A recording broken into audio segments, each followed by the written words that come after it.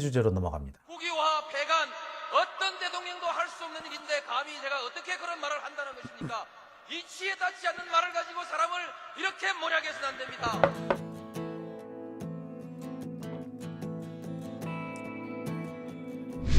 기나긴 밤이었거든 압제의 밤이었거든 사랑이 한 몸 썩어져 이 붉은 사나에 사랑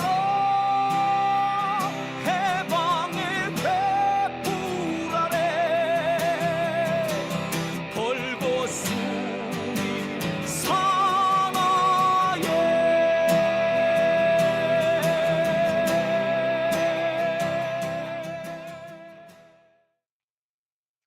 네, 오밤중의 뉴스 함께하고 계신 지금 시각 12시 6분을 지나고 있습니다.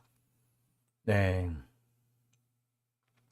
아까 많은 분들이 많은 얘기를 해 주셨어요. 저쪽에서는, 저쪽 것들은 선을 정말 안 지키는데 우리는 왜 맨날 자제하고 선 지켜야 되고 그런지 모르겠다. 예, 황지영님이 말씀해 주셨네요. 왜 우리는 맨날 예의를 차려야 하나요? 저쪽은 눈곱 끝만큼도 눈치 안 보고 지들 멋대로인데. 그렇죠. 저는 볼 때마다 저게 되게 황당하고 어처구니가 없습니다. 물론 옛날에 뭐 누가 그런 말을 했다 그러죠. 쟤네들은 막 나가도 우리는 좀 품위 있게 가자라고 했다는데 미셸 오바마가 그런 말을 했다 그러죠. 그런데 여기는 미국이 아니에요. 몇 년 전에 우리가 트럼프를 보면서 야, 미국도 참 갈 때까지 갔다. 저런 거를 참 대통령이라고 참 지지해주고 저런 애들이 그렇게 인기가 많아. 야, 참 미국도 곧 망하겠구나 라고 생각을 했는데 자, 우리는 지금 더한 놈이 설치고 있는데도 야, 더한 놈이 설치는 것을 보면서 또 그 더한 놈을 지지하는 사람들이 있다는 걸 보면서 야, 참 미국 비웃을 게 아니었구나 라는 생각 참 많이 하게 됩니다. 참. 지금 보면요, 트럼프는 양반이에요. 하다못해 트럼프는 좀 막 나가기는 했고 좀 망나니 같이 설치기는 했지만 적어도 자국의 이익을 위해서 설쳤잖아. 근데 윤석열은 보세요. 자국의 이익이라는 게 없잖아. 미국과 일본의 이익을 위해서 설쳐 주시는데 야, 글쎄 우리나라의 이익, 대한민국의 이익은 안중에도 없고 자신의 이익, 그래서 여기만 관심이 있는 것 같고 어떻게 보면은 대한민국의 이익이고 뭔가를 떠나서 그냥 그 틀딱들의 이상한 그 왜곡된 사고방식을 현실에서 실현시키기 위해서 지금 별의별 희한한 짓을 다 한다는 생각이 들어요. 뭐 오늘 보니까 뭐 선관위 사무국장인가 사무처장인가 하는 사람이 북한과 중국에서 선거 개입을 할 것이라는 걸 전제로 선거 관리를 하겠다는데 아이고 도대체 북한하고 중국에서 무슨 수로 선거 개입을 한다는 건가요? 야, 기가 찹니다. 기가 차. 그러니까 이거는 뭘 말하느냐 하면 선관위가 만약에 이제 윤석열이 그 총선에서 질 거를 대비해 가지고 총선 진 거는 북한하고 중국이 선거에 개입했기 때문이다 라는 식으로 헛소리를 해서 선거 불복을 하겠다라는 그런 뭐 그런 의도가 아닌가라는 생각도 좀 들어요.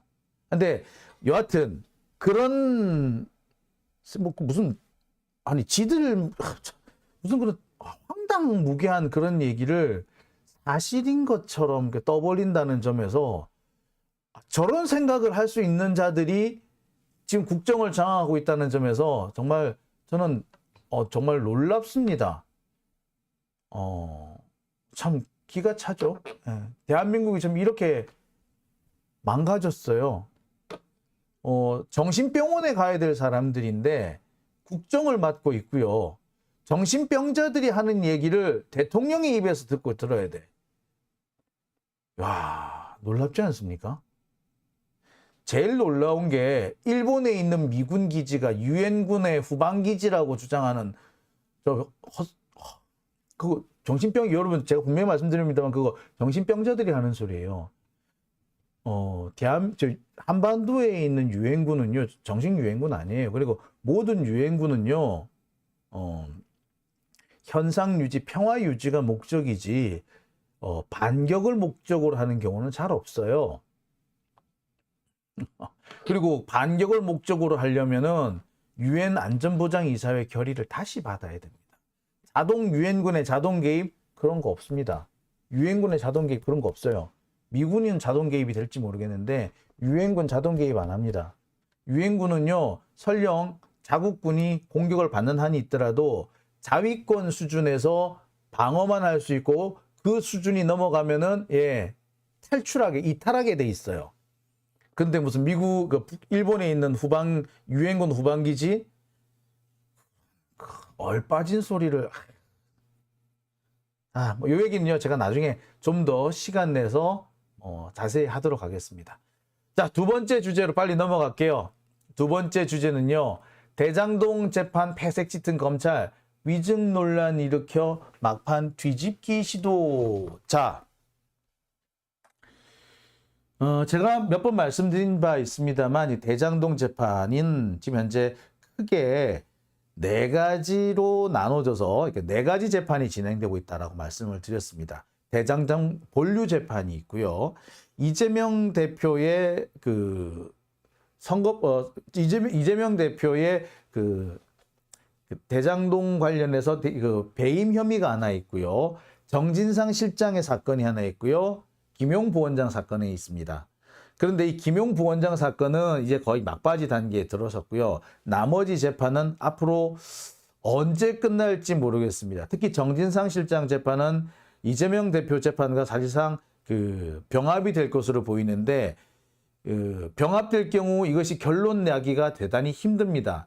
그리고 이 정진상 실장 사건은 거의 막바지까지 갔다가 재판부가 바뀌면서 처음부터 다시 재판이 진행되는 그런 상황이라고 보시면 돼요. 따라서 이 사건은 언제 끝날지 모릅니다. 1년이 걸릴지 2년이 걸릴지. 그리고 대장동 본류 재판 역시도 마찬가지입니다.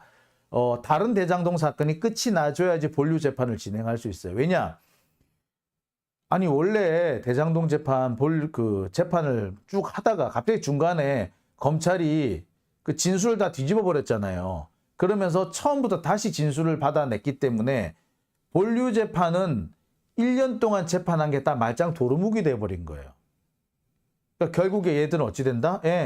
본류 재판은 다른 재판이 끝나고 난 다음에야 할 수 있는 그런 상황이 돼버렸어요. 결국에 김용 부원장 사건 재판만 먼저 끝나고 나머지는 뒤로 미립니다. 그런데 김용 부원장 사건 재판은 검찰이 상당히 패색이 짙다라고 말씀을 드렸어요. 일단 대장동 사건 전체가 유동규의 입에 의존해서 진행이 돼 왔다고요. 그런데 이 유동규가 재판을 하면 할수록 증언을 하면 할수록 오락가락 종횡무진 휘청휘청 무슨 말을 했는지 솔직히 정리가 안 될 정도예요. 어제 한 말 다르고 오늘 한 말 다르고 오늘 한 말도 법정에서 한 말 다르고 저녁에 유튜브 가서 한 말 다르고 다 달라요. 자, 그렇기 때문에 여기서부터 흔들리는데 뿐만 아니라 하나씩 둘씩 등장하는 물증에서 검찰이 판판이 깨졌습니다. 지금 같은 상황이라면 김용 부원장 사건 적어도 그 재판에서는 검찰이 질 수밖에 없어요. 특히 유동규가 자기 입으로 김용한테 돈을 줬댔다가 안 줬댔다가 막 이랬단 말이야. 그리고 돈 준 날이 뭐 언제라고 했는데 검찰이 그 날짜 특정도 못해요. 지금도 제가 5월 3일로 검찰이 특정을 한 줄 알았는데 5월 3일 그러니까 요거 돈을 줬더니 요렇게 옆구리 끼고 가더란 이 날짜가 5월 3일로 제가 특정이 됐다라고 말씀을 드렸는데 검찰이 아직까지 이거 공소장 변경을 안 하고 있어요. 이걸 5월 3일인지 아니면 4월 중순인지 4월 중인지. 검찰은 맨 처음에 3월에서 4월이라고 그랬다가 4월 초라 그랬다가 중순이랬다가 하순이랬다가 결국 5월 3일까지 갔단 말이에요. 그렇죠? 자, 그런데 아직까지도 검찰이 이 날짜를 정하지 못하고 있어요. 아니 재판이 다 끝나갔는데 날짜를 못 정하고 있으면 그 재판을 하라는 거야 말라는 거야. 자, 이거 자체가 이미 검찰이 폐색이 짙다는 것을 스스로 자인하고 있는 셈인 거죠. 자, 그렇게 되니까 검찰이 지금 꼼수를 쓰고 있습니다. 지금 현재 김용 부원장 재판은요, 다음 달 21일쯤이면 결심이 될 것 같아요. 그러니까 다음 달 21일 결심이면 한 달 정도 뒤에 선고가 난다고 보면 10월 중순 하순쯤에 선고가 난다라고 보면 돼요. 아까도 말씀드렸듯이 유동규가 오락가락한 진술을 했고 물증은 없고, 그런데 오히려 무죄를 입증해주는 물증은 하나씩 둘씩 등장하고 있고, 결국에 검찰 입장에서는 패색이 짙었습니다. 자, 그러니까 검찰이 이것을 뒤집기를 하려고 지금 위증 운운하는 얘기를 꺼내고 있는 거죠. 그러니까 마치 그런 겁니다. 고스톱판에서 아무래도 피박, 쓰리고에 피박을 쓸 것 같아. 예. 자, 그러면 어떻게? 깽판을 쳐야지. 판을 엎어버려야지. 판을 엎겠다는 거예요. 위증 논란을 통해서 판을 엎겠다. 불리하게 진행되고 있던 자신들의 이 재판을 뒤집어 버리겠다라는 식의 행동을 하고 있는 겁니다. 지금 검찰이 벌이고 있는 짓의 그 핵심이 바로 그겁니다. 자, 오늘 재판에서 김용 부원장 측 변호인이 법정에서 발언을 합니다. 뭐라고 발언하느냐? 이런 식이면 도대체 누가 법정에서 증언을 할 수 있고 어떤 변호인이 증인과 연락을 주고받을 수 있겠느냐? 이러면은 재판을 하겠느냐라고 항변을 합니다.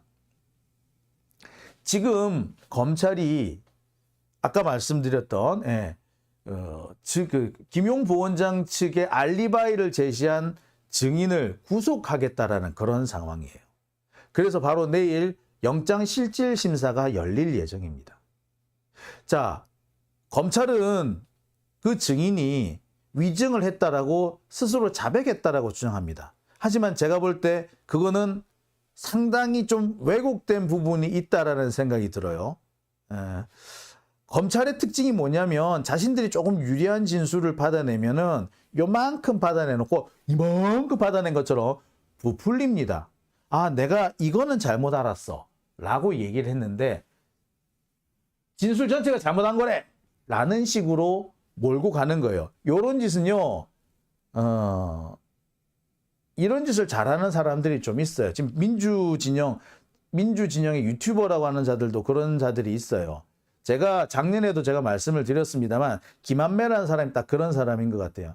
저랑 한참 오랫동안 대화를 해놓고 제가 앞에 여러 단계에서 계속 제가 질타를 하고 비판을 했는데 맨 마지막 한 군데 그래요 알았습니다. 제가 미안합니다. 요거 딱 한마디 했는데 그것만 딱 잘라서 내가 사과했다. 장용진이 사과했다. 요런 식으로 퍼뜨렸대. 내가 참 전체 메시지를 다 공개해가지고 이 개새끼 소새끼 하고 싶었는데 내가 참 더러워서 내가 그냥 넘어갔거든요. 그런 놈하고 같이 싸운다는 것 자체가 내가 너무 기가 찼어요. 그랬는데 그런 짓을 검사들이 잘 해요. 검사들이 그런 야비한 짓을 잘해요. 그러니까 기본적으로 양심이 없는 사람들이에요. 양심도 없고 항상 입만 열면 거짓말이다라고 보시면 돼요. 자, 그래서 이번에도 마찬가지입니다. 위증 어쩌고 저쩌고 자백을 했다고 하지만 제가 볼 때는 앞뒤가 좀 안 맞는 대목이 있어요. 제가 뭐 그 뒤에 좀 이따 설명을 드리겠습니다만. 자, 그러면서 그 위증을 한 것이 변호인이 시켰다. 김용 부원장의 변호인이 시켜서 한 것이다. 라고 하면서 김용 부원장 측 변호인을 압수수색을 합니다. 제가 알기로는 벌써 두세 차례 정도 진행이 된 것으로 알아요. 그러면서 오늘 법정에서도 검찰이 뭐라고 얘기를 하냐면 변호인이 시켰다라는 식으로 얘기를 해요. 오늘 재판은 아마 오전에만 재판이 있었던 걸로 알고 있는데 그 재판의 대부분의 시간은 이렇게 변호인과 검찰이 위증 여부를 가지고 공방을 벌이다가 거의 끝났다고 해도 과언 아니에요. 자, 그러니까 변호인 측에서 당연히 강력하게 항의를 하는 거죠. 위조라는 거, 위조 증거라고 주장하고 있는 거, 그거 결국 다 증언으로 나온 거 아니냐. 그리고 재판부의 요청에 따라 제출한 거 아니냐. 근데 그거를 가지고 위조 증거에 위조 증거 행사니 이런 식으로 몰고 가는데 그걸 또 변호인 다 시켰다라고 하는데 도대체 이런 식으로 몰고 가면은 누가 증인을 서며 누가 변호를 할 수 있겠냐라고 항의를 한 겁니다. 재판 과정에서 피고인에게 유리한 증언을 한 증인을 위증죄로 수사하고 해당 변호인을 압수수색하는 것은 수사권의 남용이다 라고 강력하게 항의를 합니다. 검찰은 늘 이럴 때 한마디 하죠. 아유 뭐 그렇다고 변호인이라고 증인이라고 우리가 위법을 보고 있어야 합니까? 위법이라는 증거 있어? 이런 식으로 하면은 검사가 위법을 저질러도 됩니까? 라고 대모도 올 수도 있어. 검사가 협박해도 돼요? 자, 이 한동훈식 화법이 이런 거예요. 이런 식으로 행동해도 됩니까? 라고 하면 위법을 우리가 보고 있으란 말이에요? 이런 식으로 나오는 거예요. 이게 검사들이 주로 많이 쓰는 개소리입니다. 그러니까 아예 대놓고 너는 위법이야 라고 낙인 찍어놓고 너 위법이니까 그걸 내가 가만히 있어야 돼? 라는 거지. 위법은 지들이 해놓고서는. 검사는 위법을 저질러도 되나? 자, 이렇게 되면은 싸움밖에 안 되죠. 자, 위법을 우리가 보고 있어야 됩니까? 라고 하면은 검사가 위법해도 됩니까?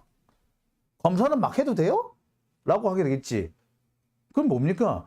서로가 서로한테 위법이라 네가 나쁜 놈이다라고 낙인 찍고 시작하잖아요. 그러면 누가 더 말빨이 세냐를 가지고 가늠이 되는 수밖에 없어요. 결국에는 뭐 그냥 말싸움으로 끝날 일을 죽자고 전투, 목숨을 건 전투로 바꿔놓게 되는 거죠. 이게 한동훈식 화법이에요. 한동훈식의 화법에서 제일 좋은 방법은 네가 그래도 더 인간이냐? 라고 하면 제일 좋은 방법인 거지. 네가 그러니까 깐족거린다는 소리를 듣는 거야 라는 말에서 한동훈이 손을 덜덜덜 떨어가면서 이성을 잃었던 것과 마찬가지로 네가 그러고도 인간이냐? 네가 그러고도 검사니? 라는 말을 하게 되면 못 하는 거지. 못 사는 거지. 그러니까 못 견디는 거예요. 근데 답은 근데 그렇게밖에 할 수 없어요. 위법을 보고 가만히 있으란 말이에요? 라고 하면 네가 그러고도 검사냐? 라는 말밖에. 아니 그렇잖아. 그 말밖에 할 말이 더 있겠어요? 그죠? 자, 지금 현재 검찰이 김용 부원장의 변호인한테 하는 행동도 똑같은 상황인 겁니다. 지금 김용 부원장의 이 변호인들은 그냥 정상적인 변론을 했고 증거 수집을 했을 뿐인데 검사들은 자신들한테 불리한 증거가 나왔다는 이유로 그 증인은 위증, 그 증거는 가짜, 위조라는 식으로 몰아가는 거예요. 그러면서 이 위조된 거는 변호사가 낸 거야 라는 식으로 가는 거지. 이 상황에서 변호인이 할 수 있는 방법은 모르겠어. 니들이 그러고도 검사야? 라고 할 수밖에 없는 거잖아요. 그죠? 상황이 지금 그런 상황이 되고 있는 겁니다. 자, 문제는 지금 검찰이 증인한테 구속영장을 청구했고 그 증거 이 구속영장 실질심사가 내일 열릴 겁니다. 이 증인은 검찰한테 결정적으로 불리한 증언을 했던 사람이에요. 김용 부원장의 알리바이를 제시했던 사람으로 경기도 상권진흥원의 이홍우 씨인가 하는 그분입니다. 벌써 2달에 걸쳐서 이 사람이 압수수색을 당했고 검찰의 소환 조사를 받았습니다. 즉 뭘 말한다? 주변이 탈탈 털린 상황이에요. 이분이 그동안 민주노총에서도 열심히 일했던 노동운동가예요. 오랫동안 노동운동하신 분이에요. 그러니까 이 사람은 주변에 노동운동했던 분이 많은 거예요. 이 사람은 자칫해서 자기 주변에 있는 사람이 다칠까 봐 엄청 노심초사했던 사람이에요. 그러니까 검찰은 이분한테 이런 약점을 파고들었던 것 같아. 계속해서 괴롭히고 주변을 자꾸 이렇게 압수수색을 하고 뒤지고 하면서 이용우 씨한테 너 우리한테 밑보여서 좋을 거 하나도 없어. 그러면 네 주변 사람들이 이렇게 아작이 나는 거야. 네 주변 사람들 중에 잡혀가면은 힘든 사람들 많지. 노동운동하는 사람들 중에 잡혀갈 사람인데 비밀 같은 거 많잖아. 근데 우리가 그거 다 파헤칠 거다? 어떡할래? 너 여기서 그냥 증언을 뒤집을래? 아니면 네 주변 사람들 다 감옥에 가는 꼬라지 볼래? 이런 식으로 몰고 가는 거죠. 그게 바로 이 구속영장의 배경인 겁니다. 검찰은 그렇게 얘기를 해요. 이 증인이 이 경기상권진흥원장 이분이 자백을 했다. 위증을 했다고 자백을 했다. 그렇기 때문에 우리가 하는 건 정당하다라는 식으로 얘기해요. 자, 아까 빨간 아재도 보니까 위증한 거 자백을 했다. 이 부분은 뭐 맞는 말 같다라고 하는데 저는 또 조금 생각이 틀려요. 자, 왜 그러냐? 당시 이 이홍우 씨가 뭐라고 증언을 했느냐? 5월 3일 유동규가 이 2억 원을 뭐 이 상자 안에 넣어가지고 김용을 줬더니 김용이 요라고 가더라 라고 말했다는 바로 그날 5월 3일 그날 김용은 경기상권진흥원에 와가지고 나랑 회의를 했고 그 자리에 경기도 에너지센터장이라는 신모 씨도 같이 와 있었다 라고 증언했단 말이에요. 그러면서 자 증거야 라고 하면서 당시 캘린더 그러니까 아이폰 캘린더 사진을 이렇게 제출을 한 겁니다. 자, 만약에 2021년 5월 3일 날 김용, 이홍우, 신모 씨 세 사람의 회의가 그 자체가 거짓이라면 누구도 지금 위증으로 조사를 받아야 된다. 위증으로 영장이 청구돼야 된다. 예, 이 신모 씨도 같이 들어가야지. 근데 신모 씨는 그 얘기 없죠. 그러니까 제가 볼 때는 그래요. 이분이 뭐 하나를 네, 그거는 사실이 아니에요 라고 한 일정한 한 부분을 가지고 인정을 한 건데 전체를 인정한 것처럼 검찰이 지금 과장을 하고 있지 않는가라는 생각이 듭니다. 그리고요 진짜 중요한 부분이 뭐냐, 이 경기도진흥원장 상권진흥원장이 얘기한 이게 그 시점하고요 검찰이 돈을 유동규가 김용한테 돈을 줬다라고 말하는 시점하고요 다른 시점이에요.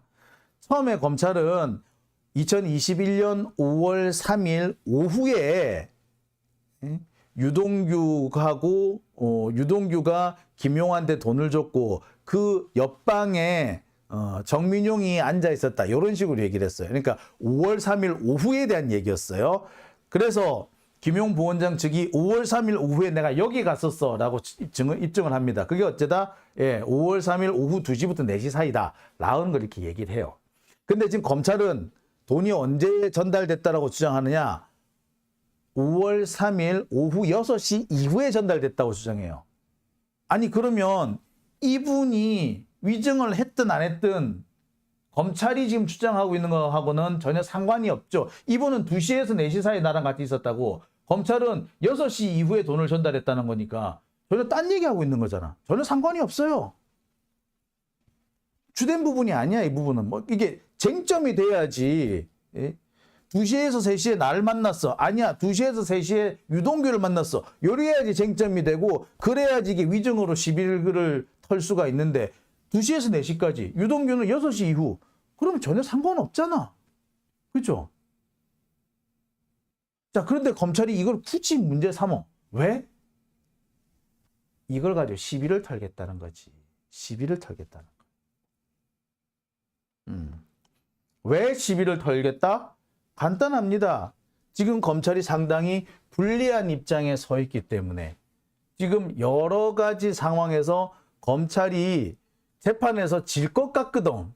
그러니까 다른 걸로 어그로를 끌어가지고 막판에 어떻게 뒤집기를 해보겠다라는 겁니다. 그래서 지금 뭐 김용 부원장 변호인에 대한 압수수색을 진행을 하고 있는 거죠. 지금 검찰은 이 김용 부원장의 변호인이 위증을 교사했다, 위증하라고 막 시켰다 라는 식으로 몰고 가고 있는데 솔직히 그럴 증거가 어딨냐고, 솔직히 그것도.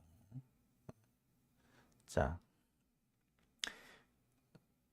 뭐 언론에서도 검찰이 하는 얘기를 그대로 받아가지고 이렇게 떠벌리고 있습니다만 지금 언론도 슬슬 이상하다고 느끼는 것 같아. 아니, 저런 식으로 몰고 가면 변호사들이 어떻게 변론을 할 수 있지? 라는 그런 반응들이 나오기 시작하는 거죠. 게다가 지금 검찰이 김용 부원장만 시비를 거는 게 아니라 이화영 지사 경우에도 시비를 걸고 있고요. 그와 관련해서 현근택 변호사가 압수수색을 당했어요. 뿐만 아니라 지금 누구야? 예, 박찬대 의원이 소환 뭐 당한다든지 뭐 이런 황당한 상황이 벌어지잖아요. 그러니까 언론들도 보면은 지금까지 검찰 편을 많이 들어왔지만 아, 이건 좀 심한데? 라는 생각을 슬슬 하기 시작하는 거죠. 하지만 검찰은 여전히 위증 운운하면서 뒤집기를 시도하는 겁니다. 검찰로서는 다른 선택지가 없어요. 이거라도 하지 않으면 지는 게 거의 확실시돼요. 그러니까 검찰에서는 이게 어떻게 보자면 마지막 희망인 거지. 뒤집기를 하기 위한 마지막 희망. 1심에서는 혹시 안 되더라도 2심, 3심에 가서 혹시라도 뒤집을 수 있을까? 그렇다면 이걸로 뒤집어 볼까? 라는 생각을 하는 거죠. 그게 지금 현재 진행되고 있는 상황이라고 보면 됩니다. 이와 관련해서 재판부는 뭐라고 얘기하느냐? 변호인이 직접 수사를 받는 상황에 대해서 매우 유감이다. 증거나 증언은 종합적으로 판단하겠다. 라고 얘기를 합니다. 저는 이 얘기가 대단히 뭐 원론적인 얘기라고는 생각합니다만, 재판부가 검찰의 행동에 대해서 어느 정도 눈치를 까고 있다라고 생각이 들어요. 무죄가 나올 것 같구나라는 걸 간파했다는 것도 확실하고, 이것을 어떻게든 간에 뒤집어 보고 싶어 하는 그런 욕망도 간파가 된 것 같고, 그래서 위증 운운하면서 괜히 꼬투리를 잡고 있구나라는 것까지 재판부는 알고 있는 것 같습니다. 아까도 말씀드렸듯이 이 경기상권진흥원장이 얘기한 것은 2021년 5월 3일 오후 2시에서 4시까지고 유동규와 검찰이 주장하는 것은 바로 그날 5월 3일 그날 날짜는 같은데 시간이 오후 6시로 한참 뒤에요. 서로 다른 시간에 대해서 얘기하고 있는데 설령 이 상권진흥원장의 증언이 위증이라고 하더라도 대세에 지장이 없는 거 아니야. 쟁점이 아니잖아. 서로 주장하는 바가 틀리잖아요. 그렇죠? 그렇다면 이거 가지고 굳이 시비 털고 할 이유가 없을 것 같은데 굳이 시비를 턴다? 예, 목적이 다른 데 있다는 거를 재판부도 알아. 그러니까 이거 상당히 유감스럽다, 안타깝다.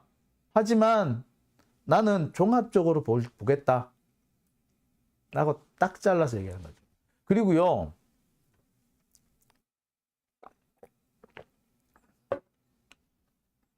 검찰은 뭐 이번에 이 이용우 씨를 어떻게든 수단과 방법을 가리지 않고 구속을 시키려고 할 겁니다.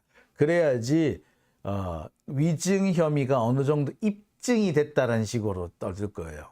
근데 구속이 된다고 해서 아까 이게 쉽게 그렇게 판단할 내용은 아닙니다. 위증 혐의 글쎄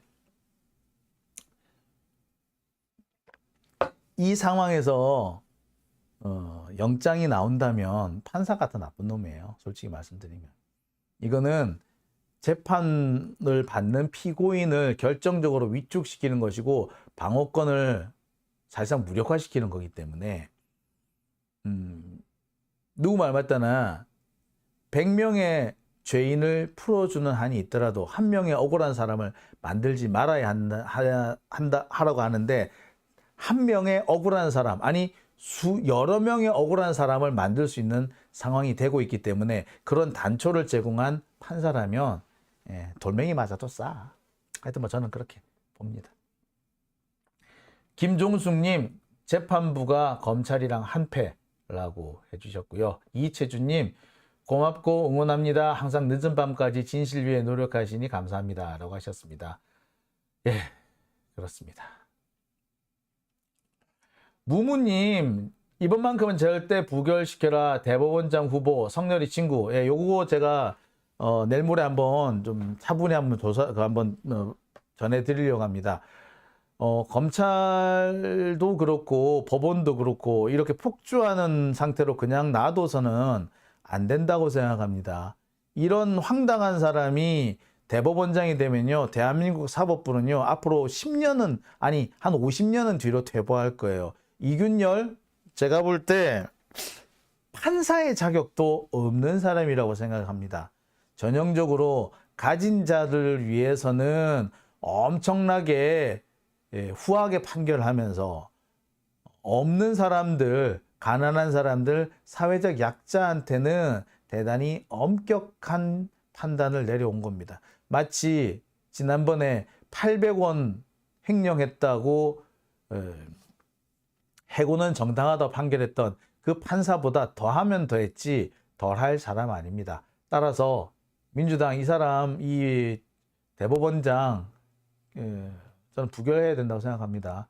게다가 지금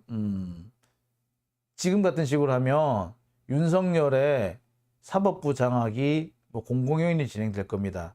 이미 언론과 방송 장악이 진행되고 있는데 지금 이번에 지명된 저 사람을 그냥 받아들이면요, 그야말로 사법부까지 다 넘어가는 겁니다. 정신 좀 차려야 됩니다.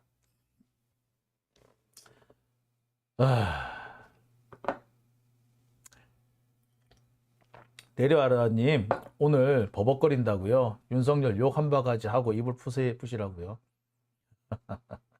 예, 감사합니다. 자, 오밤중의 뉴스 두 번째 주제는 여기까지입니다. 이어서 세 번째 주제로 넘어갑니다.